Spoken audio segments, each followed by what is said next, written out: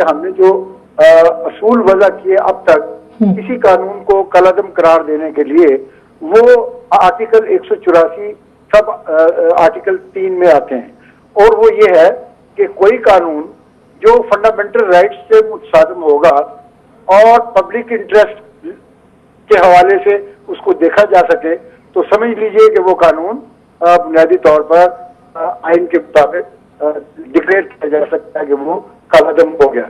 یہ جو آرٹیکل 4 کا حوالہ، آرٹیکل 5 کا حوالہ، آرٹیکل 8 کا حوالہ، آرٹیکل 25 کا حوالہ کیا گیا، یہ فنڈامنٹل رائٹس یا بنیادی آئینی حقوق کا وہ بات بالکل درست ہے چوہے صاحب، لیکن میں یہ جاننا چاہ رہی ہوں، بلکہ ناظرین یہ جاننا چاہتے ہیں کہ 62 اور 63 NRO کے وائلیشن میں کیسے ریفرنس بن سکتے ہیں، یہ تھوڑی سی ایکسپلین کر دیجیے۔ اہلیت اور نااہلیت سے متعلق ہیں یہ دونوں شقیں جو ہیں۔ دیکھیے بات یہ ہے کہ جب ہم کسی قانون کو آئین سے متصادم قرار دینے کے لیے اپنا نقطہ نظر عدالت میں لاتے ہیں، تحریری یا زبانی، اس میں بنیادی بات جو ذہن میں رکھنی چاہیے کہ وہ فنڈامنٹل رائٹس جو متاثر ہو رہے ہوتے ہیں ان کے ساتھ ساتھ آئین کے وہ ایریاز جو ریلیونٹ ہوں ان کا بھی حوالہ دیا جا سکتا ہے، کیونکہ NRO سے جن لوگوں نے بینیفٹ کیا وہ 8041 لوگ ہیں،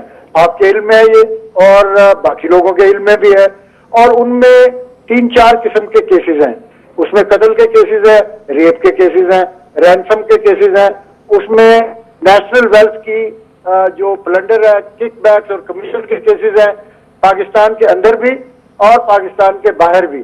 سو اس حوالے سے پرائیویٹ سٹیزنز، سول اور ملٹری بیوروکریٹس اور الیکٹڈ اور نان الیکٹڈ پولیٹیکل پرسنز جو ہیں، وہ چونکہ ان مقدمات میں ان کا معاملہ بینیفیشریز کے طور پہ دیکھا جا رہا تھا، کیونکہ آرٹیکل 89 کے تحت ہم اس آرڈیننس کی حتمی شکل جو ہے، اس کی حیثیت جو ہے اس کو ایگزامن کر رہے تھے کہ کیا واقعی صدر کے پاس سیٹسفیکشن تھی یا امیڈیٹ ایکشن کے لیے گنجائش تھی کہ وہ 5 اکتوبر کو تو آرڈیننس جاری کرتا ہے اور 6 اکتوبر کو اپنے الیکشن کے لیے وہ فیسیلیٹیٹ کر رہا ہے۔ جی بہت شکریہ اکرام چوہل صاحب ہم سے بات کر رہے تھے۔ ہمارے ساتھ سینٹر پرویز رشید صاحب موجود ہیں لاہور میں، لاہور اسٹوڈیوز میں، ان سے مزید بات کرتے ہیں۔ سینٹر صاحب آپ بات کر رہے تھے اور آپ نے یہ بھی کہا کہ وہ لوگ جو کہ اس سے فائدہ اٹھانے والے ہیں ان کو بھی کیفر کردار تک پہنچنا چاہیے۔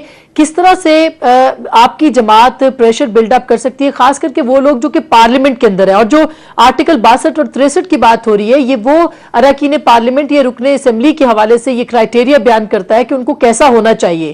سو کس طرح سے پریشر بلڈ اپ ہو سکتا ہے کہ جن لوگوں نے پارلیمنٹ کے اندر موجود ہوتے ہوئے اس کا فائدہ اٹھایا ہے وہ کس طرح سے مبرہ ہو، اور ان کی اہلیت کو بھی کیا چیلنج کیا جا سکتا ہے الیکشن کمیشن کے اندر، جیسا کہ اعتزاز صاحب نے کہا؟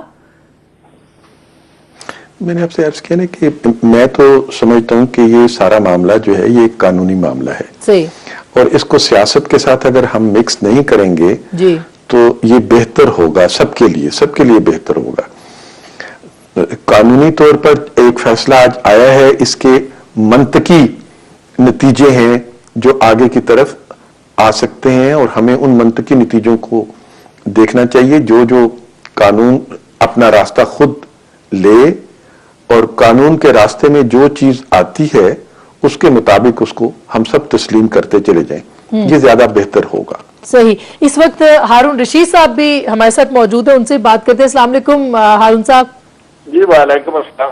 کیا کہیں گے اس فیصلے کے حوالے سے؟ مختلف تبصرے ہو رہے ہیں، پولیٹیکل سچویشن کیا بن سکتی ہے اور اس کے ریپرکیشنز کیا ہو سکتے ہیں پولیٹیکلی؟ اس کے ریپرکیشنز یہی کی ہوں گے، پہلے زرداری صاحب اور ان کے ساتھی اور بتدریج باقی کرپٹ پولیٹیشین مارے جائیں گے۔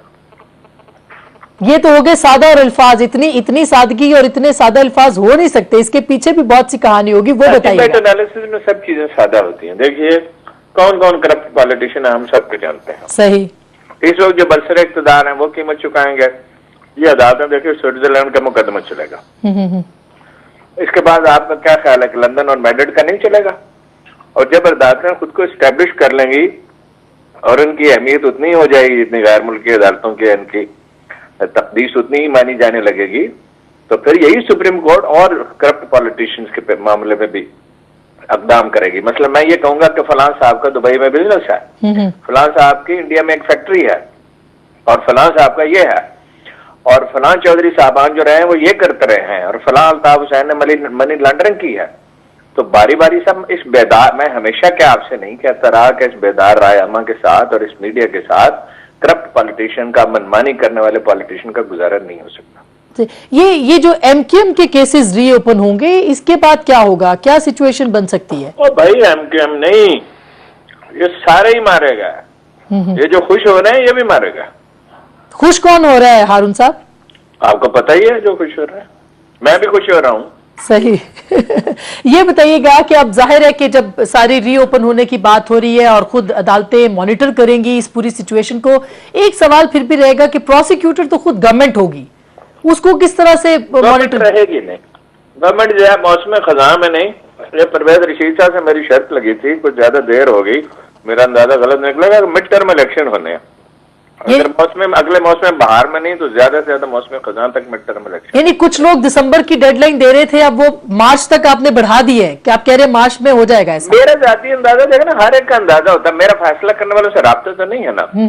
مگر میں ہمیشہ یہ کہتا رہا ہوں کہ بدعنوان اور نامقبول حکومتیں سٹے نہیں کرتی ہیں.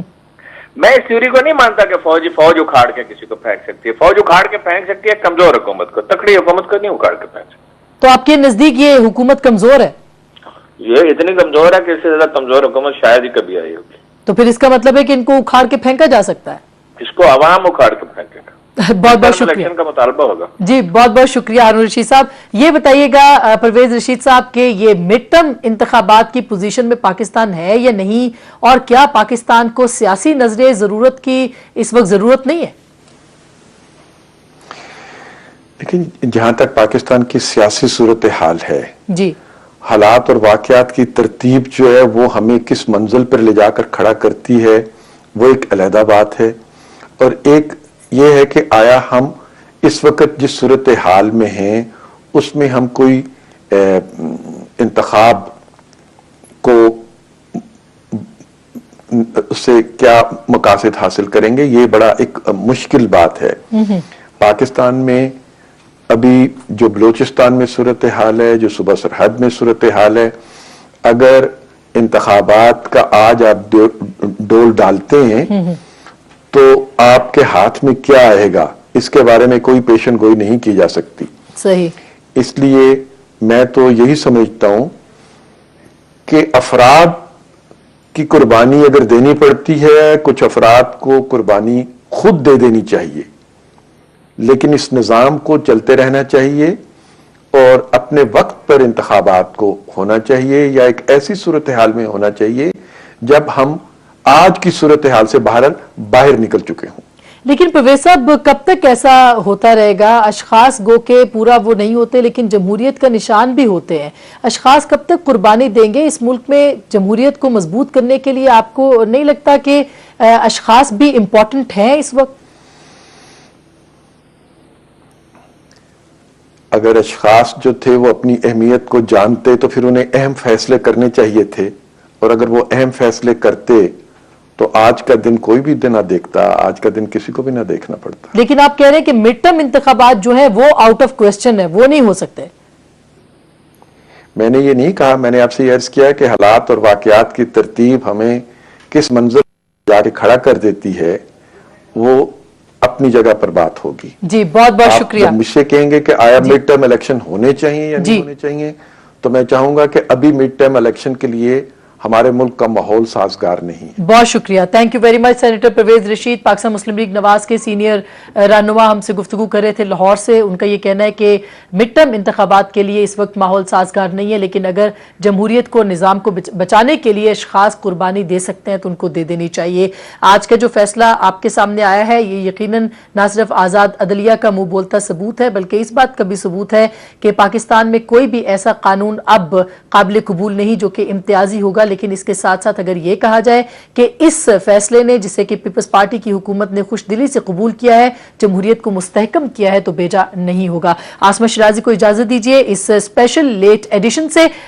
کل پھر آپ سے ملاقات رہے گی. اپنا بہت خیال رکھیے گا, لیکن آپ ARY نیوز دیکھتے رہیے مزید خبروں کے لیے. شکریہ. خدا حافظ.